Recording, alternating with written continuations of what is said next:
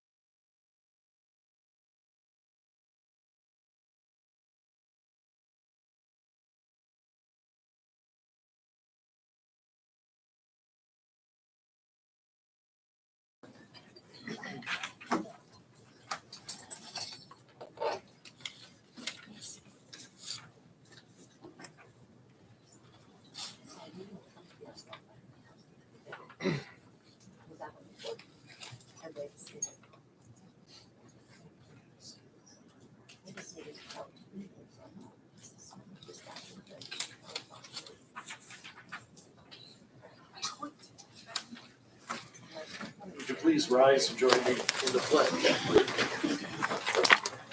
I pledge allegiance to the flag of the United States of America and to the republic for which it stands, one nation, under God, indivisible, with liberty and justice for all. Thank you all for joining us this evening. Jody, could you call the roll? Dennis. Here. Harold. Here. Hollenbach. Here. Odericio. Here. Phipps. Here. Robinette. Here. Okay, the minutes from our meeting on April 17th were distributed for your perusal. Are there any additions or corrections to those minutes? Hearing none, do I have a motion to approve? So moved. Second.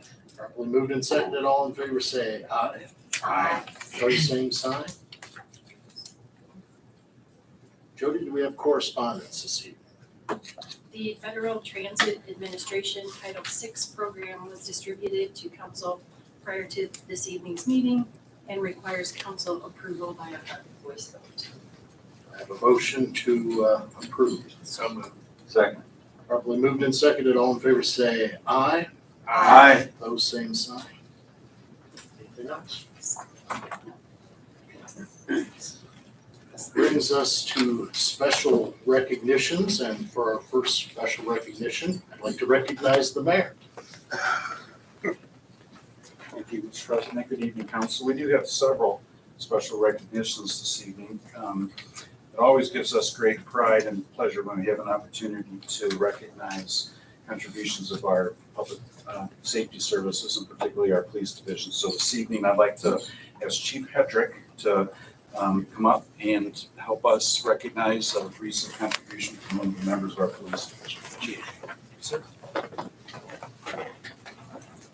Have Officer Mike Guyman please come forward. And Mr. Barnett, if you'd like to come up, please. Mr. President, members of council, thank you for providing us the opportunity tonight to reflect on the life-saving efforts of Officer Mike Guyman. We recognize that today was a sad day in Bowling Green with the events that happened at El Zarape. But we're going to have a little departure from that and celebrate a life-saving measure that was taken and successfully rendered. On March 7th, 2023 at 2:57 p.m., officers were advised that the Bowling Green Fire Division was dispatched to Circle K North regarding a male that was choking. Officer Guyman arrived at Circle K North a minute later after being dispatched. And upon arrival, he observed Bobby Barnett, Mr. Barnett here. Thank you for being here with us tonight. He was sitting in the driver's seat of his vehicle and he was choking on a piece of a sandwich that he had been eating. Bobby advised that several others had unsuccessfully tried to help him prior to Officer Guyman's arrival, and that he was nearly ready to pass out when Officer Guyman helped him exit the vehicle and performed the Heimlich maneuver multiple times on Mr. Barnett, dislodging the item. The Bowling Green Fire Department then arrived on scene and checked out Mr. Barnett, who was given a clean bill of health and was able to drive away from the scene.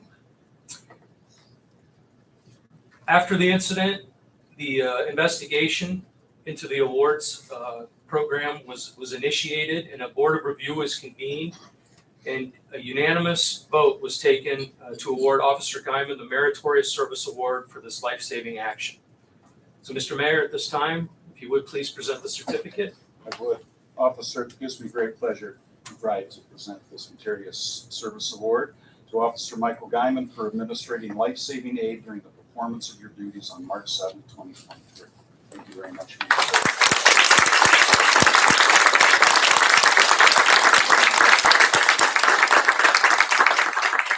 I believe Mr. Barnett would like to say a few words to you.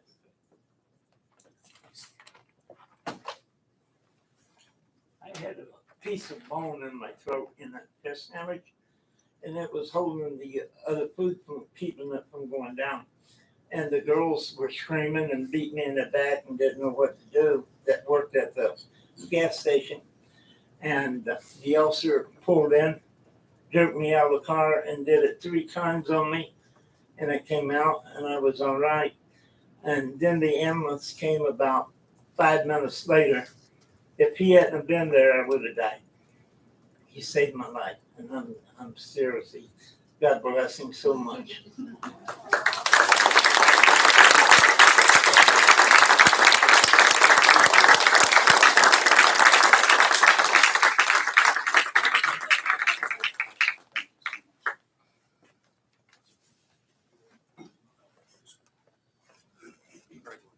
Appreciate it.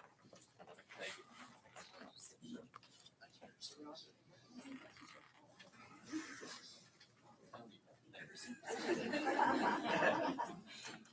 Thank you, sir. Appreciate it.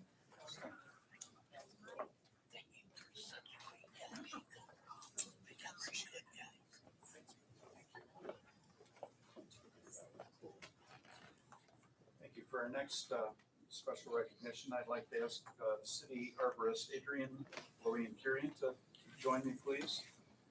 So what I'd like to do today is I'd like to share a proclamation in honor of Arbor Day. That a lot of people, myself included, until I picked this up this morning, have forgotten that today was Arbor Day. But if you'll recall, several weeks ago, I pointed out the fact that we had just learned that the city was once again honored with the Tree City USA designation. And that's something we're very proud of. And Adrienne and her crew certainly play a large role in everything that we do. So I'm not going to read all the whereas and how fors, but I will just say that, again, Bowling Green has been recognized as a Tree City USA for 43 consecutive years, beginning with the first award in 1980.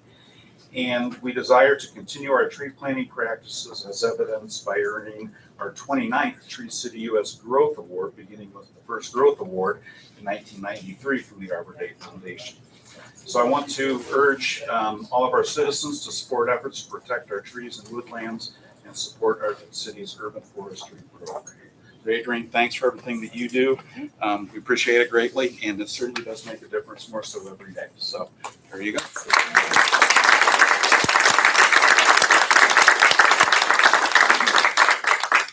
Finally, I'd like to now ask Brian O'Connell to come up to share another presentation. Thank you. Thank you, Mayor. So I'd like to announce we have a student here that was awarded a scholarship from AMP. And Harry Phillips is here to present the scholarship to Hannah Matthew. So Hannah's here today with her parents. So if you want to come up and say a few words now, that'd be great. Hannah's one to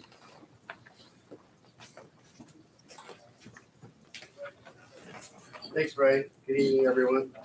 I am indeed pleased to be able to be here tonight to honor one of your finest graduating seniors here with an AMP scholarship. A little bit about AMP. We serve 133 members in 9 states. All told, there's about 650,000 customers served by these members across the 9 states. AMP provides power supply, engineering, financial, environmental, generation, legal, public assistance, safety training, mutual aid, and other services. AMP does receive its power, or members do receive their power from diversified resource mix, including wholesale power purchases through AMP and the open market, energy produced at AMP and member-owned generation facilities. So tonight, I'm here to award Hannah Matthew with the Lyle B. Wright Scholarship. This is one of 5 one-time scholarships for the year. It's $3,000. These are presented annually, and including this year, AMP was awarded $468,000 in scholarships since 1988.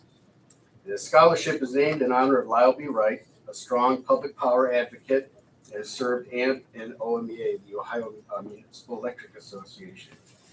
The scholarship is awarded to graduating high school seniors whose household receives power from member communities such as Bowling Green. This year, there were 32 students who were nominated for the Wright Scholarship. Finalists took a test about public power. AMP Board of Trustees approved 5 recipients based on their scholastic records, personal achievements, and public power test scores. We are here. I'm here today to present Hannah with this. She is the daughter of Sean Matthew and Sujin Lee. Hannah will be graduating Bowling Green High School. She is planning to attend BGSU to study political science. She was extremely involved in school and community activities, and these are some of her highlights. She's an active member of the National Honor Society and French Honor Society. Hannah participated in Bowling Green High School tennis, swim team, and was a scholar athlete with both. She is an active member in orchestra as well as pit orchestra, and also volunteered for many activities and programs throughout her community, including Student Activities Board, Key Club, and Debate Club. We find Hannah to be talented, a student with a promising future, and on behalf of the AMP Board of Trustees, I'm here to present Hannah with a $3,000 scholarship.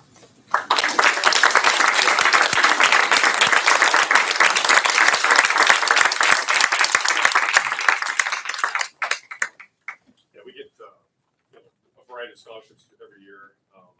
We submit our best one that we can. We can pick one out of all that we get. There are 2 scholarships. There's a Lyle Wright Scholarship and of course it's scholarship. Hannah is a customer, so that's one that she applied for. The Gorsuch Scholarship is for employees of the city or electric utility. So we didn't get money for the Gorsuch Scholarship, but we did get one for the Lyle Wright Scholarship. And Lyle Wright, if you don't know the history, he was a former utilities director for the city of Bowling Green years ago.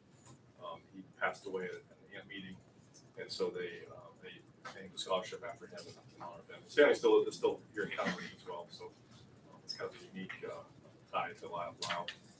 But it's very hard to get a student to get one of these awards. So I'll say Hannah is an exceptional student, wonderful grades, great voluntary athletics and outgoing activities in other parts of her life. So that really helped her to achieve the scholarship here. But I'm just really glad that we were able to get a student from Bowling Green to finally get the scholarship. I've only had one other student get my time here for scholarship, so it doesn't happen every year. But we do like to celebrate that. So that's what we have. Thank you.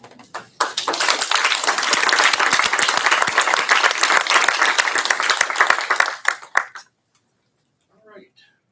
That brings us to lobby visitations. When you hear your name called out, come up to the podium and please state your name and address for the record. Lindsay Durham.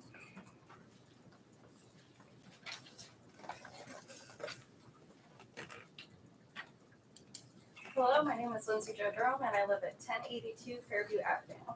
I'm here tonight on behalf of the Downtown Bowling Green Special Improvement District and the Bowling Green Arts Council. The 31st Annual Art Walk is taking place throughout downtown Bowling Green on Saturday, May 13th, 2023, from 11 a.m. to 3 p.m., with a reception at the Wood County Senior Center to follow from 3:30 to 4:30. This free event welcomes everyone to see the work of local artists in their pop-up shops throughout different merchants in downtown. Downtown Bowling Green and the Bowling Green Arts Council have partnered to put on a fun-filled day complete with art. Begin by going to the Senior Center to see a preview of each artist's work, where you will also have a chance to vote for the People's Choice Award winner. From there, you're invited to pick up a map of where their artwork is on display at local area merchants. Along with the art, there will also be a flower pot raffle at the Senior Center, where the public may buy tickets the day of the event to vote for their favorite flower pot and a chance to take one home. These have all been decorated by people in our community. The best by popular vote will win downtown dollars. The reception will be at the Wood County Senior Center with light refreshments provided by Qdoba, Big B Coffee, and Kebabit, and live music by Sandy Corsi. Here, the jury winners, People's Choice winners, and flower pot raffle winners will be announced. The proceeds from this event will benefit the Bowling Green Arts Council and Downtown Bowling Green Flower Fund. We have about 24 artists and are looking forward to a great event. Thank you. Thank you. Randy Rush.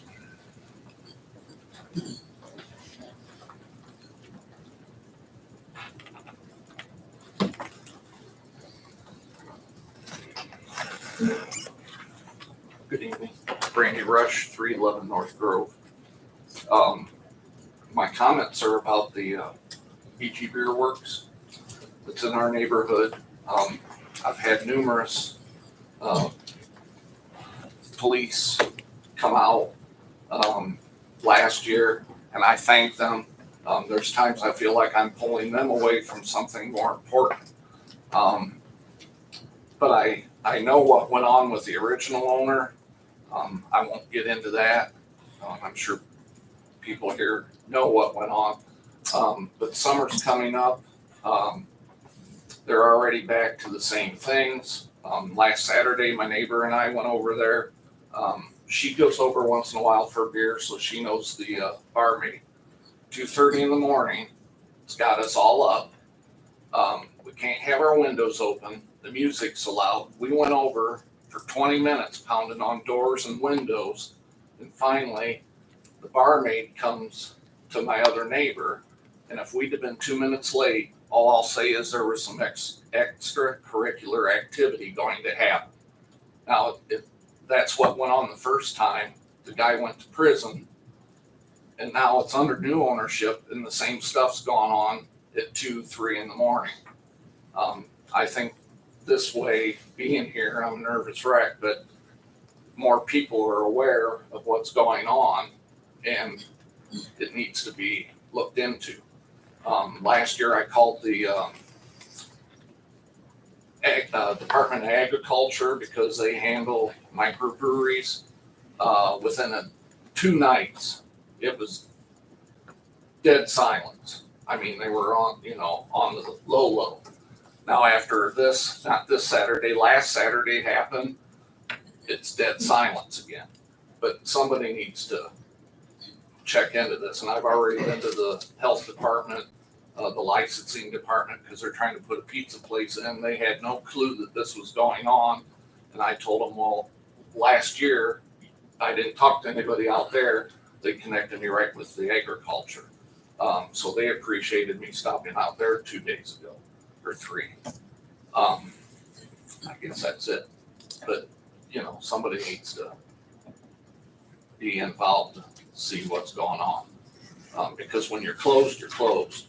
And I know they're brewing now. They weren't brewing last year. But still, like Saturday, 1:30 in the morning, there's 2 young girls out in the parking lot running around. And the health department said, well, maybe it's kids from somebody that works there. Well, still, why are there little girls running around with no supervision with stuff like that going on after hours? So thank you for your time. Thank you very much. Suzanne Midden.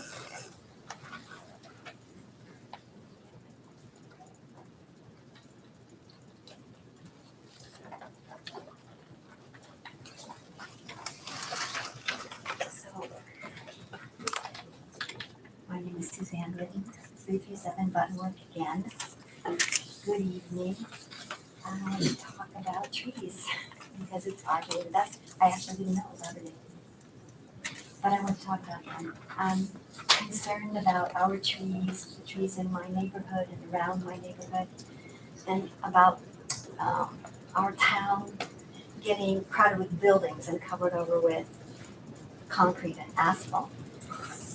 I think that comfortable housing, livable housing involves more than just a shelter. It involves green space, calm streets, homes with character. This is what B-Song is struggling to preserve. And it's not just for people with wealth, it's for anybody who lives in our neighborhood. Green is not just more aesthetically appealing, it's necessary for the health and well-being of people. Trees, large native species, maple, cottonwood, birch pine, that's what we have right there. Reduce energy usage, remove air pollutants, filter stormwater, cool hot city streets by shading them and by releasing water vapor. We need large trees to do this. The best sequesters of carbon are large trees with large trunks and a large canopy. In order to maintain the character of BG, we need to protect our old growth trees, I think. We need to protect them from damage by construction, from neglect, from cable poles and wires. These things are all replaceable. But old growth urban forest is not easily replaced. And we will suffer in its absence. And I already have noticed some things absent. People are talking about the disappearance of trees on Worcester Street, on Church Street, on Maple. You know, I know that old trees, just like old houses, can sometimes be problematic. I live in an old house. However, the good that comes from these is worth the effort to care for them and save them. There's always going to be people who think modernization means throwing out the old in favor of the new, but it isn't. Isn't that what got us parking lots and empty shopping malls? I think BG is special and we need to conserve old trees and old buildings like this one and South Main and my house because they're irreplaceable. And that's, thank you. All right, thank you very much. Rose Dream.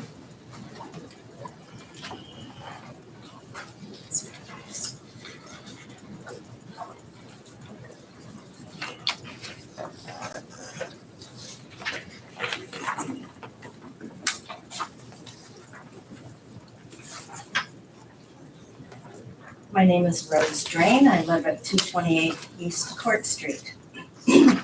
Councilman Dennis, thank you for responding to some of our questions in your letter to the editor, which ran in the BG Independent News on April 26th. One of the questions I had asked was, how does allowing only 2-story homes or multi-unit rental properties in the new mixed-use neighborhood zone meet the need for more owner-occupied affordable housing? I appreciate the response you gave in your letter to the editor, conceding the point on the 20 height minimum in the MUN zone, and for stating you will be proposing an amendment that eliminates the height minimum from the final draft. Another of my questions was, how will the city deal with the many single-family homes that have been turned into illegal, non-conforming multi-unit dwellings? Your response was, an entire chapter of the proposal before us deals with this issue. See page 93 of the April 2023 draft.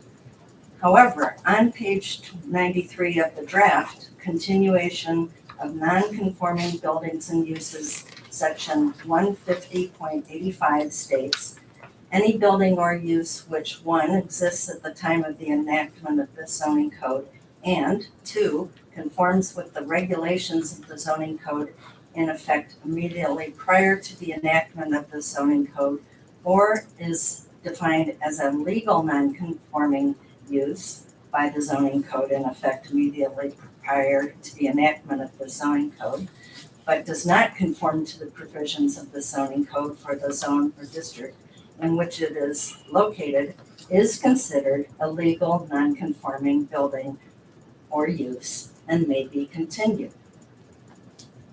I think that might be the longest sentence in the draft zoning code. It's a really long one. However, my question dealt with illegal non-conforming properties. It therefore remains unanswered. The City of Bowling Green Improvement Plan adopted in October of 2014 stated that non-conforming uses and low maintenance practices of rental housing are negatively impacting neighborhoods, especially northeast and southeast.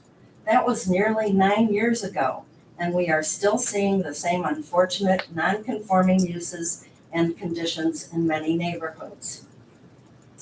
I am hoping you will consider a long-term solution to the issue of non-conforming uses. You envision this new zoning code as a long-term vision. So here's an idea for long-term. Propose and adopt an amendment for Article 5, Section 150.85 to add the following. Any building which is illegal or illegal non-conforming use at the time of the enactment of this code will be subject to an amortization period, after which the building must be restored to a legal conforming use for the zone or district within which it is located. The city attorney should determine the minimum amount of time needed for amortization. According to an article entitled Methods of Determining Amortization Periods for Non-Conforming Uses in the Washington University Journal of Law and Policy, most ordinances start the time clock on the date that the use became non-conforming. Therefore, so many of the properties that are currently non-conforming were made such when the last zoning code was adopted in 1975 or 77. Therefore, that clock has been running for a long time. The city should move as quickly as possible towards making buildings legally conforming, not put code in place that will continue non-conforming uses that will continue to perpetuate decades-long problems. I respectfully ask that you move on this request for the final vote on the zoning code update. Thank you. Thank you very much. Kathleen Dennis.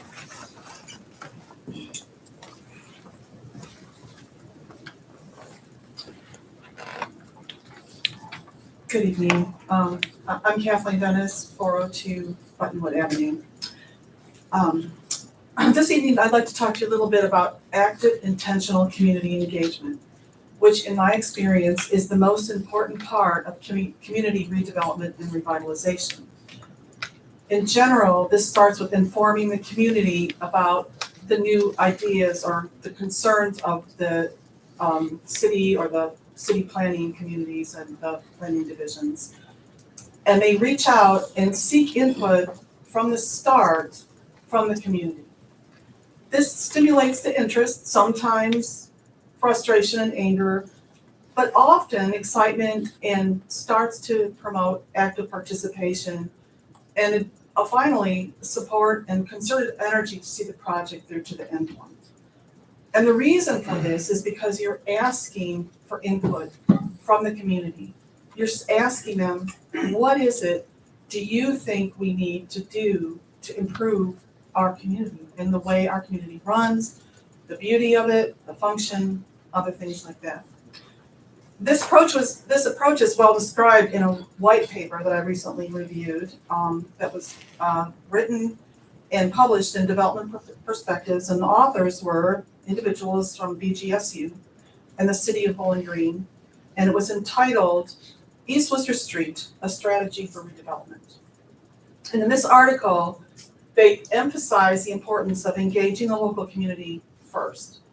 And there's many other articles that I've read and over and over in a variety of different journals, online and just about everywhere else, that also say the same thing about community engagement, starting by asking, what do you need?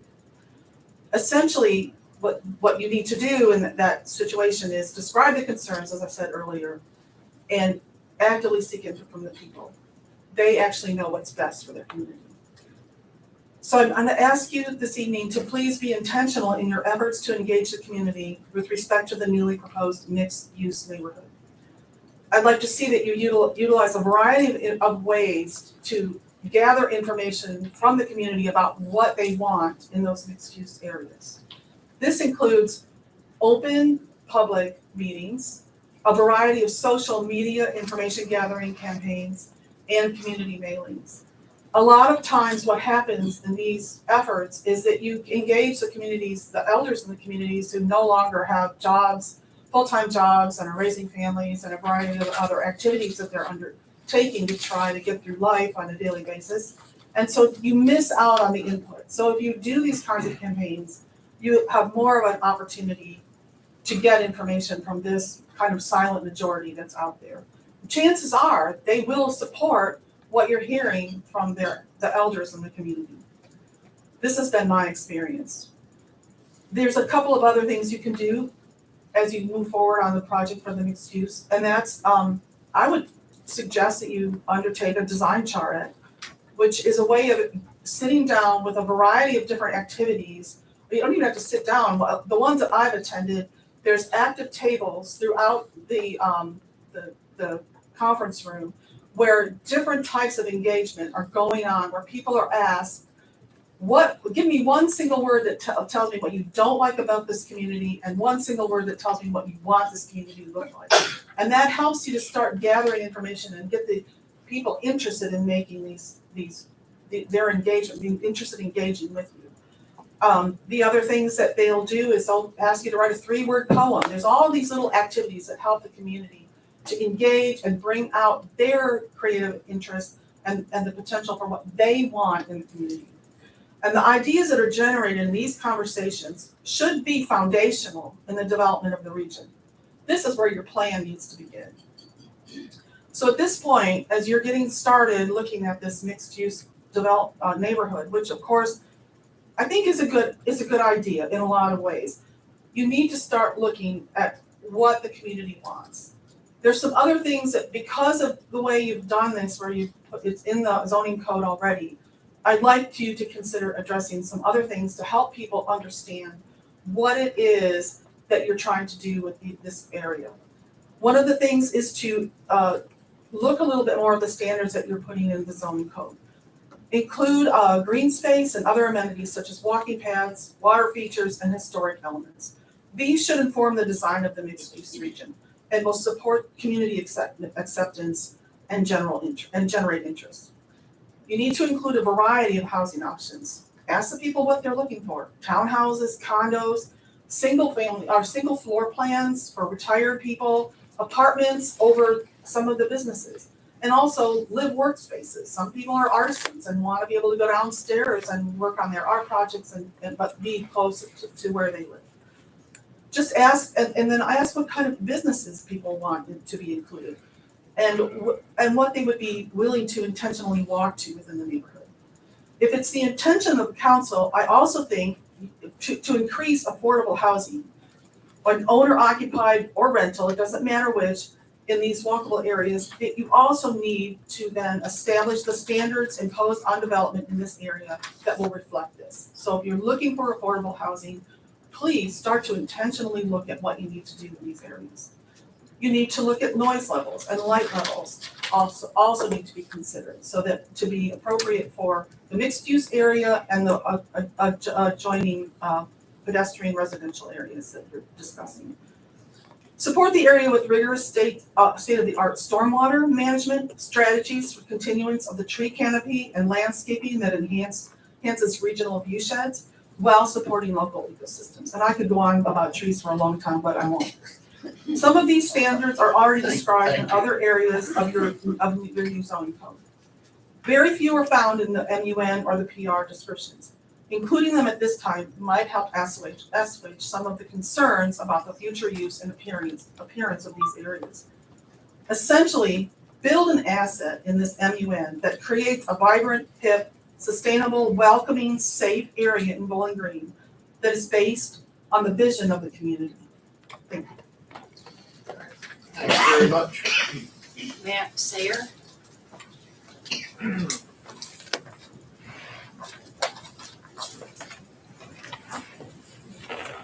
Good evening, my name is Matt Sayre. I live at 706 West Gypsy Lane Road.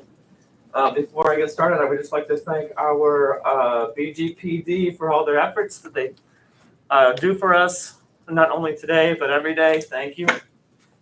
I live on West Gypsy Lane Road, which, as you may know, is I'm sorry, I'm gonna take this mask off. Which is a fairly busy road. Last year I was here and I spoke with you about a 95-foot skid mark that was left in front of my house on this road that is 45 miles an hour. And I wonder, perhaps the officers could answer, how fast a car has to be going to leave a 95-foot skid mark. Can anybody guesstimate that? That have to be calculated. Yeah, that's what I thought too. Yeah, it's long, it's fast though. Yeah. That's above my pay grade. Calculating that. But on our road in my house, next door, there are small children, there are animals. 3 doors down, there are 2 kids. And now that we've got Culver's that just opened up, there's a line around the building, and 25 South has been closed. So there's a lot of diversion happening from Rudolph Road down on down to West Gypsy Lane and then over to Maine.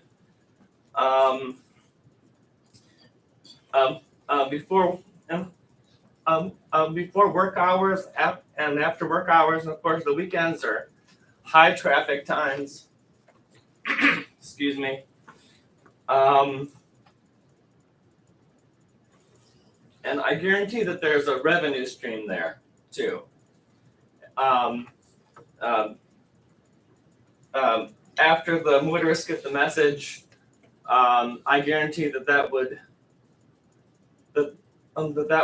lessen. But there's money to be made by the town. And if you lived on the road, you would understand that it's very frustrating. Last year, somebody said, well, call the police and give a description of the car. If I did that, I'd never be off the phone. And they wouldn't want to hear from me because they've got a lot of stuff that they can be doing that's not sitting by my house with a radar gun. But what I'd like to ask you, what can we do about this? I would like to ask you, the mayor, and the officers, what can be done to take care of this problem? Well, I mean, thank you for calling it to our attention. Thank you. The chief of police is here tonight. He's hearing you. So I'm sure that people will look into it. I can't give you an answer. Well, I hope that you've got my contact information. Once again, today is not a good day to be complaining about speeding with our officers taking care of a much larger problem. But I guarantee you that it is ongoing. I moved in there 5 years ago on August 18th, and it hasn't let up. And I'm not the only one to have noticed it, but I want to thank you for your time. Thank you. Thank you very much.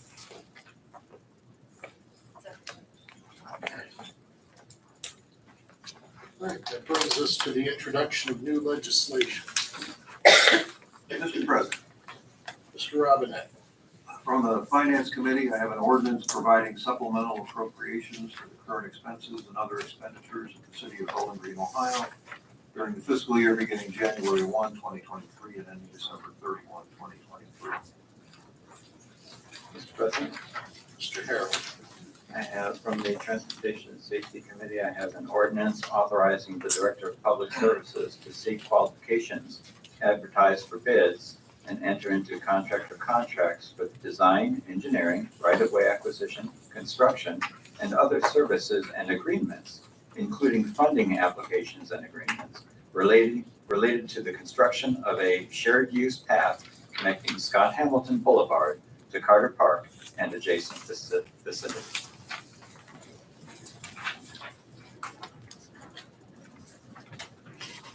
Mr. President, Mr. Ojo Mauricio.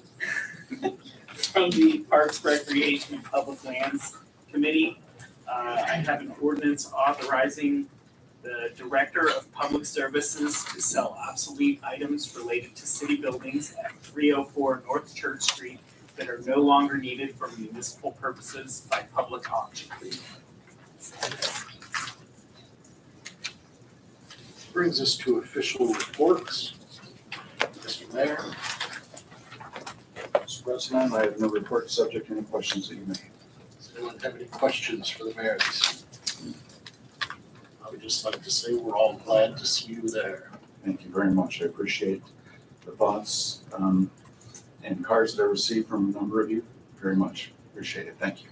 Thank you very much. Who had the best card that you received? You had to pick one. I'm assuming you got 7. I got a number of cards, definitely. I didn't get a special. I was doing his job. I figured that was enough. Okay. City attorney, No report. any questions for Mr. Brown this evening? Public Services Director and the acting municipal administrator. Present. I have no report, Lori. Likewise, had no report for you, but I'm happy to answer any questions that you might have. Heather Saylor's here who will provide a quick report to you as well. Any questions for me? Anything for Joe? All right. Heather.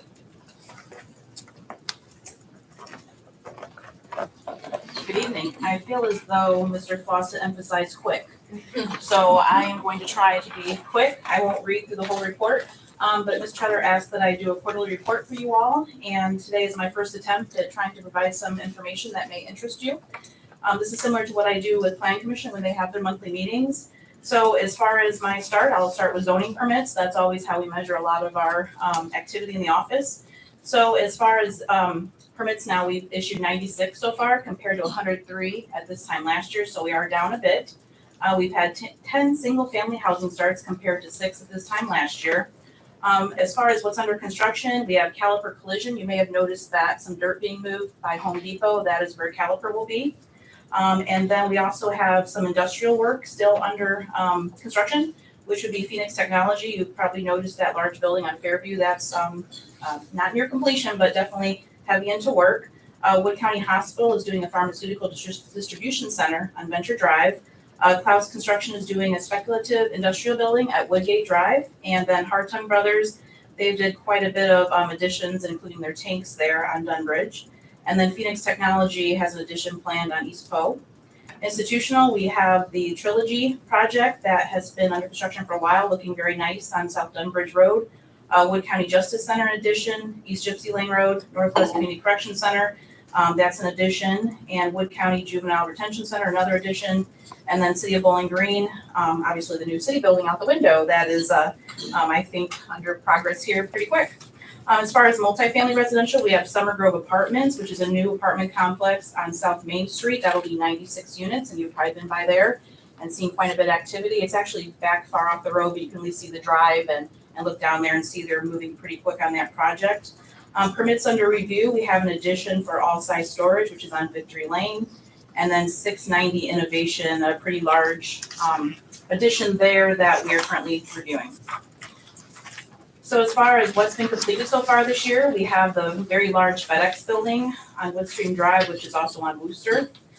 We have City of Bowling Green did a city battery energy storage facility. Unison Health, and of course Culver's that was mentioned opened today, another project that is under wraps for this year. As far as boards and commissions, so in the Planning Department, we have the Historic Preservation Commission, we have the Planning Commission, the Zoning Board of Appeals that meet monthly. So ZBA, we have had 9 total requests so far this year, and all were approved but 1. Planning Commission, we reviewed about 5 requests so far, and those were all approved. Of course, you do see the ordinance revisions and the rezonings, so you will obviously be talking about one tonight. Historic Preservation Commission has been very, very busy. We just began celebrating our yard sign program, History Lives Here, for National Preservation Month. So you've seen these green signs, maybe hopefully around town, that we put up in the yards today during the rainstorm, by the way. And we're excited to do that though, because visually it really provides a reminder of our rich local history. And we're excited for the public to just scan that QR code and look at the history of the buildings that are participating. We had 32 participate. We handed out about 55 signs, really hitting Main Street. So again, hoping to get that visibility. And anybody can do it from the comfort of your home. Just again, click on the city website, look at the different histories with a picture, and it's really cool. I'm hoping you all partake in that, and we'll encourage that. We actually applied for a certified local government grant for a little over $24,000 for an interpretive signage program. We're hoping to hear back about that soon. Again, another visual project in our community if we do get approved for that. The HPC is also working on potential designation of our first district, so that would be North Maple Street. Again, they're just trying to get all the moving parts together. It's really a big job when you go to designate any type of property, but especially a larger district like this. They also, breaking news, scheduled a building doctor program on Thursday, October 19th and October 20th. So basically it's for historic property owners who want to really have a doctor, basically, which is the State Historic Preservation Office, visit your property and provide some recommendations on some issues you may be having. So we're really excited about that. It's free, and we literally just scheduled that last week. HPC and Friends of the HPC, we're really happy that we've been doing Buildings of the Month and really appreciate our friends that have been helping write those. Those are probably the one article I've seen that really have positive feedback in the community, especially in this day and age of social media. It's nice to see that positivity. And again, sharing that local history and all the ties we have during the boomtown to our forefathers and where they lived and where they worked. And again, it's very fascinating. So code enforcement also been very busy. I gave you some before and after pictures so you can kind of see some of the various issues that are dealt with. I really think pictures are very helpful, again, to see before and afters on that. As far as rental registration, we're at about 6,682 properties. Again, we're not for sure how many we have, but we're estimating around 7,000, so we're almost there. So we really think it's great data that we'll move forward with. And again, it's never going to be fully done because there's transfers in the paper every week that we do watch and make sure to get them registered if they are rental for sure. Our office also deals with downtown permits, so the parklets, A-frame signs, outdoor dining, and merchandise display. And we've had 22 of those requests so far this year. And of course, you probably noticed the 5 parklets that were installed already. So our department also has community development. Our calendar doesn't run exactly with the calendar year for CDBG funds. So again, this is just kind of a snippet to give you an idea of what's going on. So BG Transit had 7,781 rides in the first quarter of this year. This is on track with last year.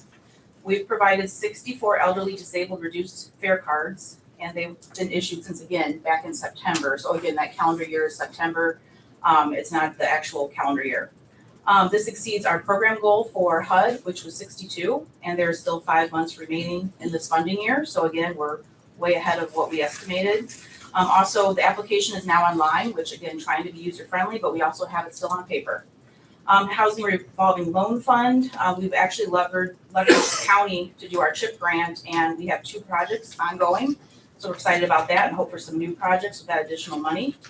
Small Business Revolving Loan Fund, we've had 2 loans issued so far in this year, and with 2 more applications in the process. At the April RLF board meeting, the board voted to reinstate the interest rate of 2/3 of prime fixed at the time of closing. If you recall, we had a 0% interest rate for over a year, and that was very successful. CDBG home repairs, we're on track to assist 17 households with home repairs by the end of the fiscal year. So that would be, again, August 31st of 2023. April was Fair Housing Month. To publicize, we had press releases, social media, and advertising. Matt and Martha from our office also attended the Toledo Fair Housing Center's Fair Housing Summit on April 28th. The ARPA program has been extremely successful. There are 14 active home repair projects. 9 have been completed and 2 projects are being processed. A total of approximately 25 households will be assisted in 2023. The fiscal year again for the CDBG is September 1st through October 31st, but ARPA funding would follow the calendar year. Also gave you some pictures of a before and after ARPA project. I think the picture speaks for itself if you can see the kind of difference we are making within our neighborhoods with this program. I also wanted to give you a quick sneak peek of a nuisance properties database that Matt Snow in our community development office has. He's really a guru with Share Drive and all these new Office 365 programs. And he made this really awesome database that takes the health department 5-year survey, the complaints we get from the health department, some from civil enforcement, some from code enforcement and planning, and puts it all into one document that really helps kind of the top 10 rise to the occasion of what needs the most attention. We try to meet monthly about these with all of our community partners that help deal with complaints, and we're excited to also have an online form, hopefully this summer, where citizens can just type into this form and then tag some keys. So whether that be maybe a house needs painted or maybe the grass is too tall, that way citizens can just do this one form and not have to think, who do I call first? They just fill out this form. So we hope to unleash that hopefully in July after really giving it some robust investigation on our end and making sure it works the way we intended. And then would input this data into this nuisance property database. So again, I'm sorry, I really sped through, didn't read every detail, but I'm happy to answer any other questions. And again, you know where to find us. We're very accessible in our office and happy to answer questions. Do you know what the average of home repair grant was? It was around $9,000.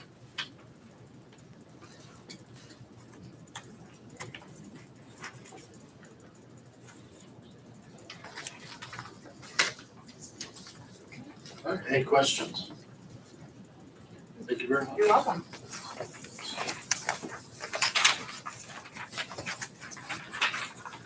Okay, Public Infrastructure Director.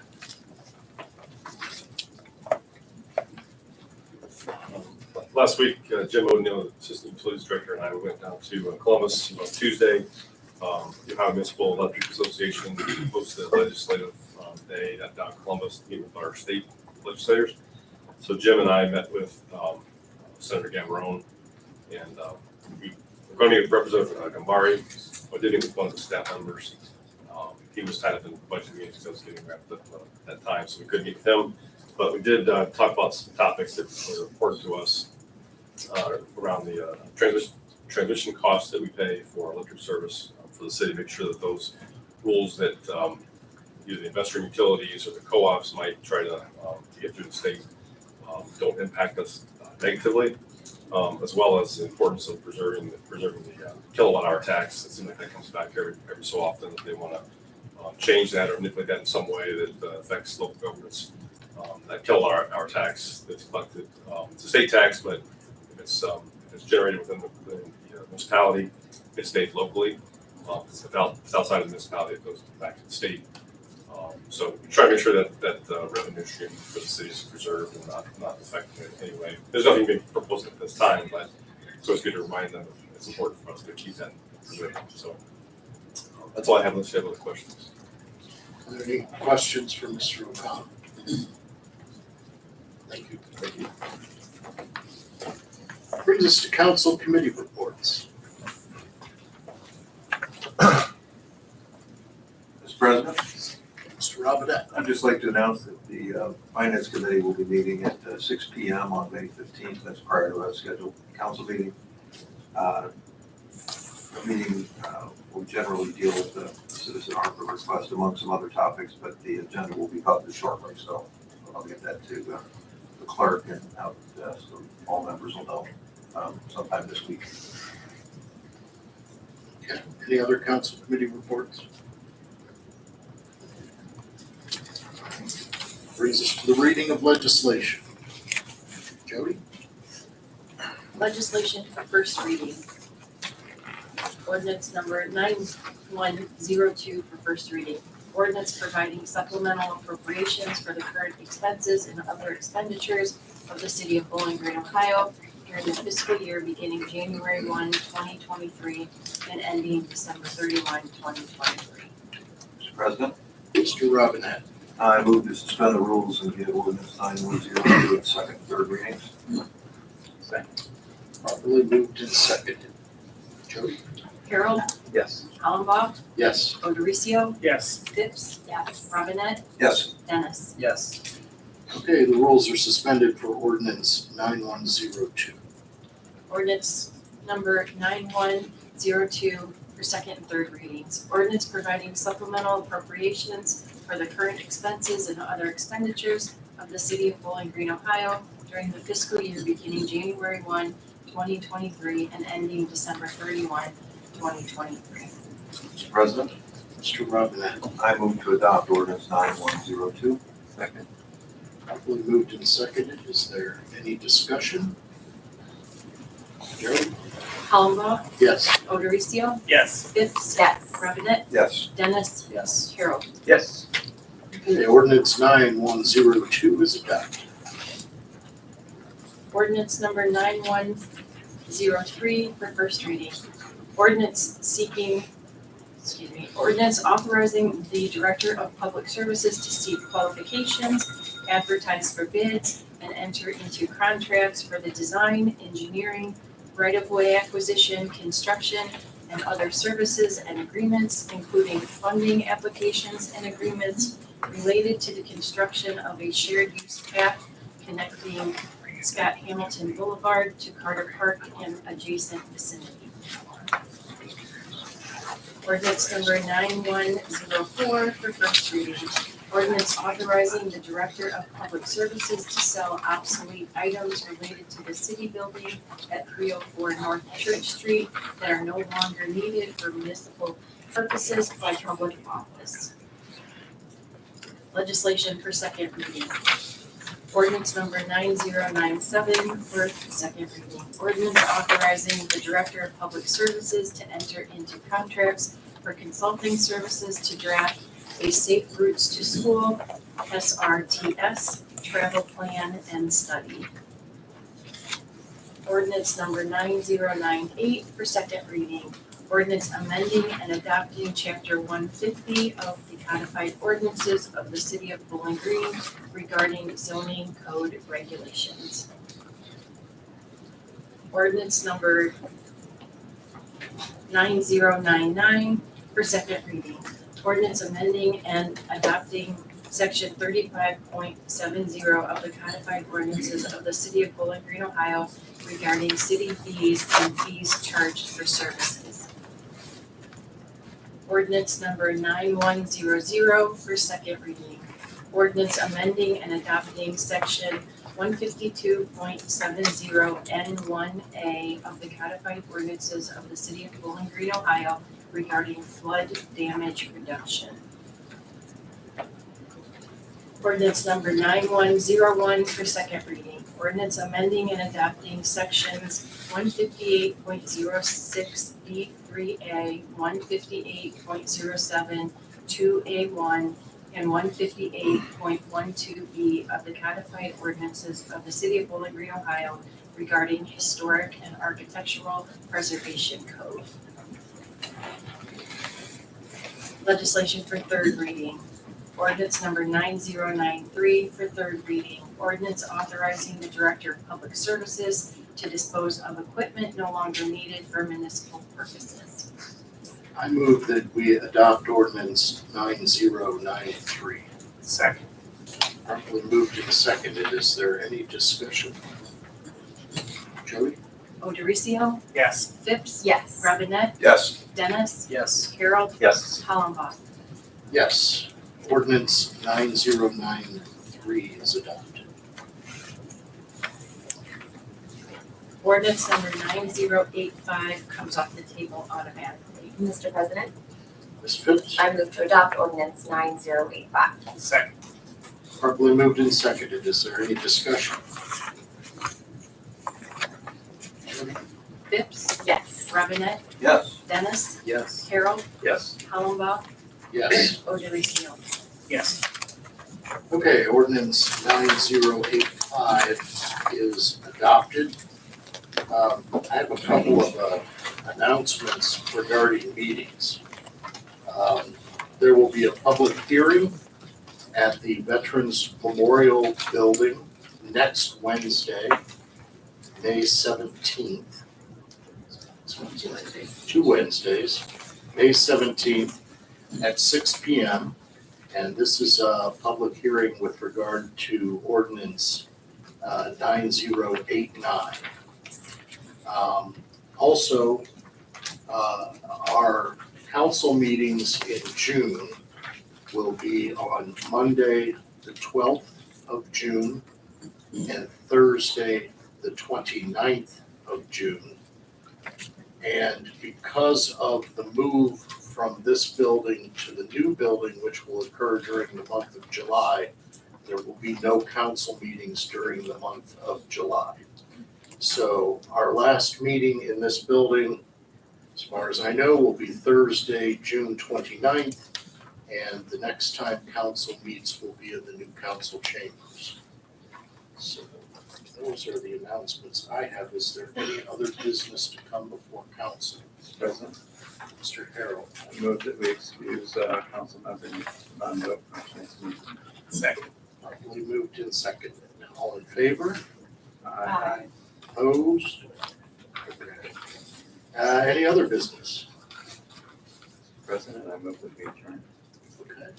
Second. Properly moved in second. All in favor, say aye. Aye. Opposed, same sign. We are adjourned.